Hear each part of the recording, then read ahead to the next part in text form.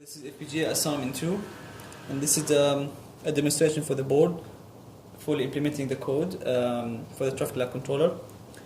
As a start, I'm going to reset the whole system, so I should expect that the system should be starting at the initial state, which is red and amber and red in here, and that is state S1. So if I restart it, that's what it's doing, and the counter starts counting 2 seconds. And starting from 0, so it'll go 1, 2, and 3. Right. In order to go from S1 to S2, which actually did it automatically. So in order to go from S2 to S3, I have to. This is red and this is green. So I have to activate the sensor for row 2 for 10 seconds. So if I press the button for 10 seconds, the counter starts count, and this should go until 13. And the system starts changing states. And right now this is on green and this is red. So if I do the opposite and I press this button, it should continue until 28.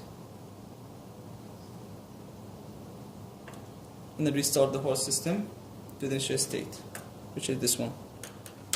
Alright, so I'm going to demonstrate the enable button that is actually working. So I'm going to move to another state while holding. No. So now it's going to start to move, and then I switch the enable button off, and now it's frozen at that particular state. If I switch it back on,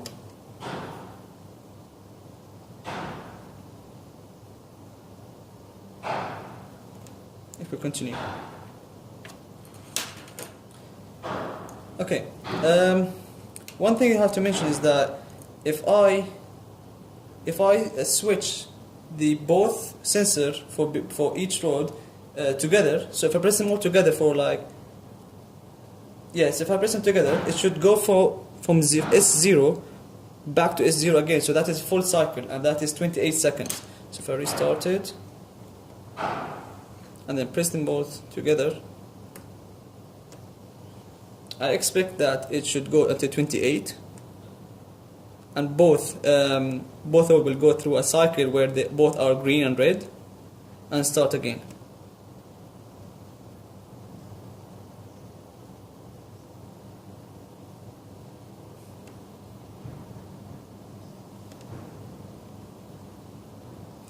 So it started again, and that's initial state.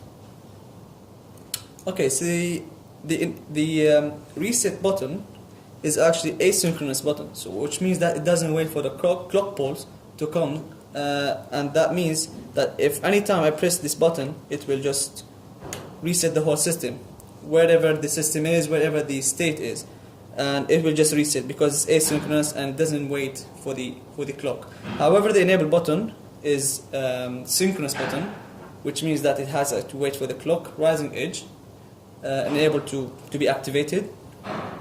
The reason why I'm holding this button or the sensor for 10 seconds is that the latch input was not implemented correctly in the board, and the latch input, all it does is that if I press the button once, it will store the value and it will change state. But now I have to press it for 10 seconds, which means that the system is actually realizing there's a car waiting in the red traffic light. That's it. It can be seen that the code is fully working, and thank you very much.